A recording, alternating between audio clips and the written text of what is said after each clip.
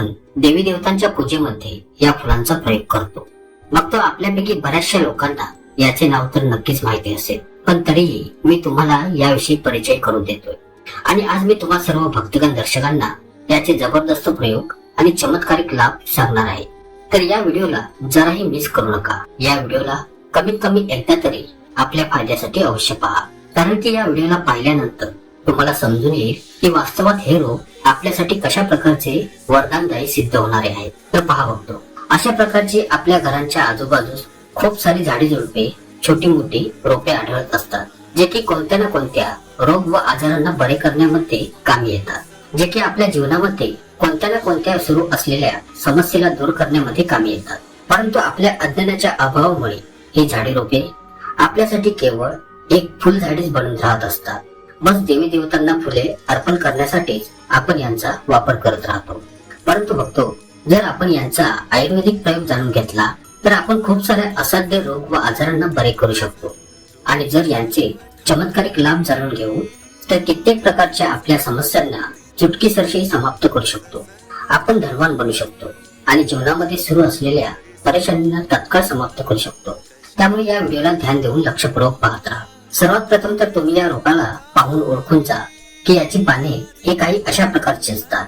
मी zoom करून दाखवू इच्छितो की अशा प्रकारची याची फुले असतात. तर या रोपाला जास्वंदीच्या नावाने ओळखले जाते.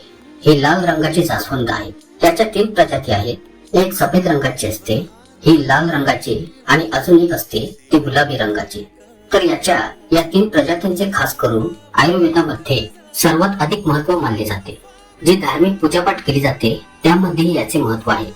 चला तर मग मी तुम्हा भक्तगण दर्शकांना याच्या विविध प्रकारच्या चमत्कारिक लाभांविषयी सांगण्यात जात आहे. तर पहा बघतो, या रोपांची झाडे तुम्हाला तुमच्या घरांच्या आजूबाजूस अगदी खूपच सहजतेने पाहण्यास मिळून जाते. तुम्ही जिथेही राहता तेथील आसपासची बरीचशी लोक आपल्या घराच्या परिसरातील बागेत अथवा गमल्यांमध्ये या शोभेसाठी लावतात. कदाचित तुम्ही यास आपल्या घराच्या आजूबाजूस अथवा गमल्यात लावलेले असेल. या तर मग मी तुम्हाला याचे आयुर्वेदिक लाभ सांगण्यात जात आहे. सर्वात प्रथम आपण हे जाणून घेऊया की या जास्वंदीच्या रोपाला लावल्याने काय होते.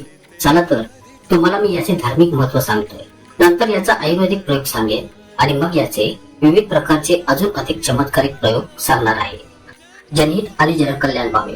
चला तर वळूया व्हिडिओच्या पुढील चमत्कारिक माहितीकडे.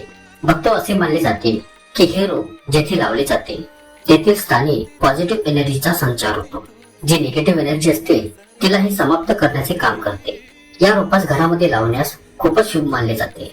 ज्या लोकांच्या कुंडलीमध्ये सूर्यदेवाचा प्रभाव फारसा चांगला नाहीये, ध्यान देऊन ऐका बघतो. ज्या लोकांच्या कुंडलीमध्ये सूर्यदेवतेचा प्रभाव चांगला नाहीये तर त्यांनी आपल्या घरामध्ये या रोपाला आवर्जून लावले पाहिजे. सूर्य कमकुवत असल्याच्या कारणामुळे व्यक्ती भित्रा होऊन जातो. त्या व्यक्तीच्या आतील साहसी वृत्ती कमी होऊन जाते. त्या व्यक्ती मनाने कमकुवत बनत जातात. त्यांना कोणत्याही कार्यात सफलतेचे यश मिळू शकत नसते.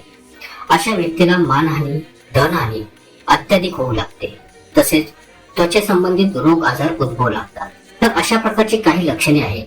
या लक्षणांना जाणून तुम्ही समजू शकता. जर सूर्यदोष लागलेला असेल तर हे रोग तुम्ही तुमच्या घरामध्ये लावू शकता. असे मानले जाते की जर तुमच्या कुंडलीमध्ये मंगळ दोष आहे, लक्ष देऊन ऐका, तेव्हाही हे रोग तुम्ही तुमच्या घरी लावता तर तुमचा मंगळ दोष समाप्त होतो. मी तुम्हाला याचे विभिन्न प्रकारची अजून अधिक माहिती सांगणार आहे. व्हिडिओशी कंटिन्यू बनून राहा. व्हिडिओला अर्धवट सोडून जाऊ नका.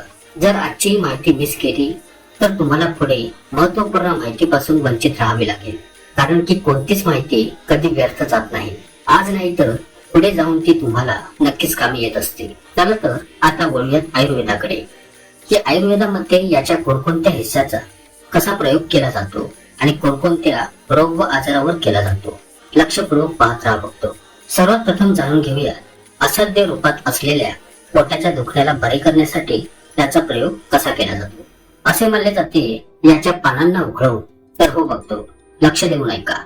याच्या सुकलेल्या पानांना उकळवून चायप्रमाणे पिल्याने तुमच्या पोटामध्ये अचानकपणे होणारी दुखणी आहेत तर ती सर्व समाप्त होऊन जातात. पोटामध्ये जर किडे असतील तर तेही मरून जातात, असे आपल्या आयुर्वेदामध्ये लिहिलेले आहे. असेही मानले जाते की हे मूतखड्यावरील रामबाण औषध आहे. बऱ्याच कालावधीपासून जर तुम्ही लोक मूतखड्यावरील औषध घेता परंतु तुमच्या मूतखड्याचा त्रास काही कमी होत नाही, तर हे त्यास मुळासकट संपविण्याचे काम करते. अर्थात तुमच्या किडनीमधील मूतखड्यास तोडण्याचे, विरघळवण्याचे कार्य करते. म्हणजे जर तुम्ही बऱ्याच कालावधीपासून मूतखड्याच्या त्रासाने पीडित आहात आणि तुम्ही वैतागून गेलेले आहात, तर आपणास येथे सांगू इच्छितोय की याच्या फुलांची आणि पानांची बारीक पावडर मिळते. तुम्ही मार्केट अथवा ऑनलाईन वर हिबिस्कस पावडर सर्च करून पाहू शकता, तुम्हाला मिळून जाईल. किंवा मग जर तुम्ही इच्छिता तर नैसर्गिकरित्या तुम्ही याच्या पानांना व फुलांना उन्हात चांगले वाळवून याची पावडर बनवू शकता. आणि याच्या पावडरीस 1 ग्लास कोमट पाण्यात 2 चमचे टाकून किंवा मग 2 ग्लास पाण्यात 2 चमचे टाकून त्यास चांगले उकळून घेऊन जेव्हा 1 ग्लास पाणी शिल्लक राहील तेव्हा या पाण्यास गाळून घेऊन तुम्ही प्यायचे आहे. आणि हा उपाय तुम्ही सकाळी अंशपोटी करायचा आहे. फक्त असे मानले जाते की केवळ असे 15 दिवसांपर्यंत जसे वरील सांगितलेल्या विधीप्रमाणे या पावडरीस अंशपोटी पिल्याने कसल्या प्रकारचा मूतखड्याचा त्रास असो, आजार असो, तर तो मूतखडा पूर्णतः विरघळून मूत्रनाळीद्वारे पडून जातो. तर तुम्ही जनहित आणि जनकल्याण हेतू जे लोक बऱ्याच कालावधीपासून मूतखड्याने ग्रस्त आहेत त्यांना तुम्ही हे औषध सांगू शकता. यानंतर पुढे हे तुमच्या शरीरातील आयरनच्या कमतरतेला भरून काढते. तुमच्यापैकी बरेचसे लोक असे आहेत जे की आयरनच्या पूर्ततेसाठी खूप सारे मेडिसिन टॅबलेट खात असतील. तर आतापासून तुम्हाला या गोळ्या खायची गरज नाही. जर तुम्ही याच्या फुलांची चाय बनवून पिता, यामध्ये तुम्हाला काहीच टाकायची आवश्यकता नसते. पण हा, जर तुम्हाला पाहिजे तर यात थोडासा गुळ टाकून तुम्ही याची चाय बनवून पिऊ शकता. तर याच्या फुलांच्या रसाची चाय बनवून पिल्याने हे आयरनच्या कमतरतेला अर्थात शरीरातील रक्ताच्या कमतरतेला पूर्ण करते आणि शरीरामध्ये जलद गतीने आयरनची पूर्ती करते, रक्ताची कमी पूर्ण करते आणि मग पुढे तुम्हाला कधीही शरीरामध्ये रक्ताची कमी होत नाही. आता या रक्ताची कमी केव्हा होते याविषयी सांगायचे तर तुम्हाला ज्योतिषशास्त्राच्या अनुसार येथे स्पष्ट करू इच्छितोय की ही रक्ताची कमी मंगळ दोषाच्या कारणामुळे आढळते. आणि मंगळशी जोडलेला कोणता रंग असतो तर हा लाल रंग असतो. तसेच याच्या पुढील चमत्कारिक लाभाविषयी सांगायचे तर हे आपल्या शरीरातील वजन कमी करण्यासाठी कामी येते. आता जसे की तुमच्यापैकी काही लोक असे असतील की ते आपले वजन कमी करू इच्छित असतील, तर असे मानले जाते की याच्या फुलांची चाय करून पिल्याने फार लवकर भूक लागत नाही. म्हणजेच त्यास बरेच वेळ भूक लागत नसेल तर हे स्पष्ट आहे की त्याचे वजन निश्चितच कमी होईल आणि यात कोणती शंका नाहीये. चला तर मग मी तुम्हाला आता याचे धार्मिक महत्व सांगण्यात जातोय. लक्ष देऊन ऐकत राहा बघतो. तर श्री लक्ष्मी आणि दुर्गा माता या दोघांनाही हे जास्वंदीचे फूल अत्यंत प्रिय आहे आणि त्यासोबत श्री हनुमान महाराजांनाही हे जास्वंदीचे फूल खूपच प्रिय आहे. कारण की हे लाल रंगाचे असल्याच्या कारणामुळे लाल रंगाची जेवढी पण फुले आहेत हे श्री दुर्गा मातेला समर्पित असतात. नवरात्रीत लाल रंगाची जेवढी पण फुले असतात दुर्गा मातेला अर्पण केली जातात. परंतु येथे विशेष मनोकामनांच्या पूर्तीसाठी या फुलांना अर्पण केले जाते. धनाच्या पूर्तीसाठी, सुख समृद्धीसाठी या फुलांना अर्पण केले जाते. तर येथे मी तुम्हाला सांगणार आहे की याच्या फुलांना कशा प्रकारे व कोणकोणत्या कामनेच्या पूर्तीसाठी अर्पण केले जाते. तर पहा बघतो.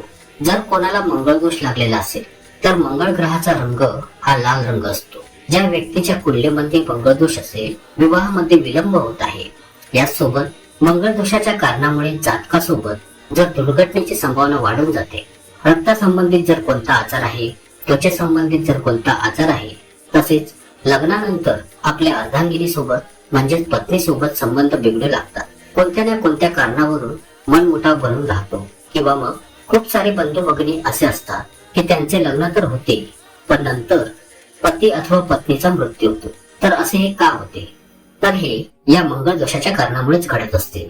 आपले धर्मशास्त्रे हे सांगतात, जर तुमच्या जीवन काळात मंगळ दोष लागलेला असेल तर तुम्ही कितीही विवाह करा, येणारा तुमचा जो पार्टनर असेल तो जर मांगलिक असेल तर तेथे मृत्यू होण्याची दाट शक्यता बनून राहते. तर तुम्ही हे काम अवश्य करा. त्या मंगळला बलवान करण्यासाठी तुम्हाला जर मंगळ दोष लागलेला असेल तर यास दूर करण्यासाठी तुम्ही या जास्वंदीच्या फुलाचे रोप आपल्या घरी आवर्जून लावा. आणि जास्वंदीच्या रोपाचे केवळ एक फूल, जास्त नव्हे पण कमीत कमी 1 महिन्यापर्यंत केवळ एक फूल श्री हनुमान महाराजांना नियमितपणे मर्यादा पुरुषोत्तम प्रभू श्री रामांचे ध्यान करता करता केवळ हे एक फूल दररोज कमीत कमी 3 महिन्यांपर्यंत हनुमान महाराजांच्या चरणांवर पूर्ण श्रद्धा भावनेने समर्पित करू लागाल तर बघतो कसलाही मंगळ दोष असो, तुम्ही विश्वास करणार नाही, त्या मंगळ दोषाचे नामोनिशाण मिटून जाईल. खास करून ज्यांना मंगळदोष लागतो त्यांच्या वैवाहिक जीवनामध्ये खूपच अधिक परेशानी येतात. वैवाहिक जीवन कष्टदायी बनून राहते. फक्त स्वामी सेवा चॅनल वरील जेवढे पण बंधू भगिनी या व्हिडिओला पाहत आहेत त्यांना मी हे सांगू इच्छितोय, जर कोणास मंगळदोष लागलेला आहे आणि त्या कारणामुळे तुमच्या विवाहामध्ये विलंब होत आहे तर तुम्हाला जराही हैराण व्हायचे नाहीये. तर तुम्ही हे जे जास्वंदीचे रोप आहे यास तुम्ही आपल्या घरी लावा आणि पुढे त्याचे केवळ एक फूल दररोज 3 महिन्यांपर्यंत श्री हनुमान महाराजांना अर्पण करू शकता. तर इथे पहा बघतो, श्री हनुमान महाराजांच्या मूर्तीला स्त्रियांनी स्पर्श करायचा नसतो, परंतु तुम्ही हनुमान महाराजांची पूजा करू शकता. त्यांना लांबून या फुलास पूर्ण मनोभावनेने अर्पण करू शकता. प्रभू श्री रामांचे ध्यान करत या फुलास तुम्ही अर्पण करा. जर 5 फुले अर्पण करता तर अतिउत्तम, पण येथे एक फुल का, तर आपल्या सामर्थ्यानुसार. कारण की कधी कधी होते काय की रोजची 5 फुले मिळणे शक्य होत नाही, त्यामुळे निदान एक तरी फुल मात्र तुम्ही निश्चितच अर्पण करावे असे विधान सांगण्यात आलेले आहे. आणि हा उपाय कोणीही करू शकतो. आपल्या माहितीसाठी सांगतो, हा उपाय पूर्ण केल्यानंतर त्या व्यक्तीस श्री हनुमान महाराजांची शाश्वत कृपा निश्चितच प्राप्त होते आणि मग पुढे अशा व्यक्तीला अष्ट सिद्धी आणि नवनिधींची प्राप्ती होते. यात कोणताच संशय नाहीये. श्री हनुमान महाराज त्याच्या जीवनकाळात सुरू असलेल्या प्रत्येक परेशानीच्या समस्येला दूर करतात. बघतो, लाल किताबामध्ये इथपर्यंत हेही लिहिलेले आहे की जर कोणीही व्यक्ती, बघतो फारच लक्ष देऊ नये का, की जर कोणीही व्यक्ती शनीच्या 7.5 पनवतीच्या दशेने पीडित आहे तर याची 5 फुले दर शनिवारी प्रभू श्री रामांचे ध्यान करता करता हनुमान महाराजांना समर्पित केली जातील तर कसलीही शनीची पीडा असो, महादशा असो, तर ती समाप्त होऊन जाते. चला तर मग पुढे आता मी तुम्हाला हे सांगू इच्छितोय की शुक्रवारच्या दिवशी याचा प्रयोग कशा प्रकारे केला जातो. ध्यानपूर्वक ऐका बघतो. जर तुमची कोणत्या विशेष प्रकारच्या मनोकामना आहे तर शुक्रवारच्या दिवशी माता राणी श्री लक्ष्मीला याच्या 21 फुलांची माळ बनवून घ्यायची आहे आणि सायंकाळी या माळेस श्री लक्ष्मी समोर एक शुद्ध देशी तुपाचा दिवा प्रज्वलित करून आपल्या विशेष मनोकामनेच्या प्रार्थनेला बोलून याच्या 21 फुलांच्या माळेला श्री लक्ष्मीला अर्पण करा अथवा फोटोला माळ घाला. निश्चितच तुमची ती मनोकामना पूर्ण होते. आणि हा उपाय तुम्ही केवळ 3 शुक्रवार पर्यंत करायचा आहे. तुम्हाला याचे 100% लाभ प्राप्त होतात, यात कोणताच संशय नाहीये. आपल्या विशेष मनोकामनेच्या पूर्ततेसाठी हा उपाय केला जातो असे विधान आहे आणि हा प्रयोग प्रमाणित आहे. बरेचसे लोक यास करून झालेले आहेत. यानंतर पुढे हे सांगू इच्छितोय की तुमच्यापैकी काही अशी लोक आहेत जे की श्री नवदुर्गा मातेचे निश्चित भक्त आहेत. तर त्यांनी एक काम करा, जर तुम्ही माता राणीकडून काही विशेष वरदान प्राप्त करू इच्छिता, आता येथे असे बोलण्याचा अर्थ हा आहे की जसे धन पाहिजे, सुख ऐश्वर्य पाहिजे, किंवा मग तुम्ही इच्छिता की तुम्हाला मनोवांछित नोकरीची प्राप्ती व्हावी, अशी कोणती खास तुमची मनोकामना असेल तर असे मानले जाते की शुक्ल पक्षाच्या, लक्ष देऊन ऐका बघतो, की शुक्ल पक्षाच्या गुरुवारच्या दिवसापासून किंवा मग सोमवारच्या दिवसापासून याच्या 9 फुलांची माळ बनवून नियमितपणे पुढील 9 दिवसांपर्यंत रात्रीकाली 9 वाजून गेल्यानंतर तुम्हाला श्री नवदुर्गा मातेला दररोज केवळ 9 दिवसांपर्यंत या माळेस अर्पण करायचे असते. आणि यात तुम्हाला केवळ लाल रंगाच्या फुलांचाच प्रयोग करायचा असतो. कोणती विशेष कामना असेल तेव्हा हा उपाय करायचा आहे आणि अगदी पूर्णतः तुमच्या त्या मनोकामनेला पूर्ण करण्यापासून ब्रह्मांडातील कोणती शक्ती रोखू शकणार नाही जर तुम्ही हा उपाय केलात तर. आपल्या धर्मलिखित शास्त्रांमध्ये असे मानले जाते की श्री नवदुर्गा मातेला जास्वंदीचे 1 फुले अर्पण केले जाईल तर याचे पुण्य 1000 गायींना दान केल्याच्या बरोबरीच असते.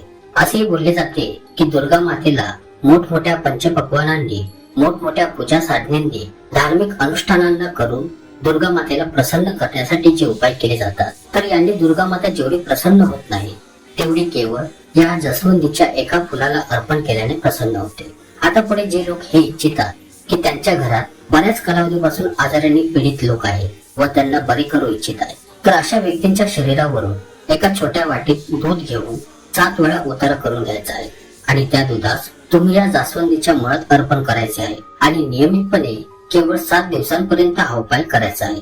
तर याने त्यांच्या आजारामध्ये बरे होण्यास अतिशीघ्रतेने लाभ प्राप्त होतो. हा खूपच चमत्कारिक प्रयोग आहे बघतो, तुम्ही स्वतः करून पहा, तुम्हाला याचा प्रभावशाली अनुभव प्राप्त होतो.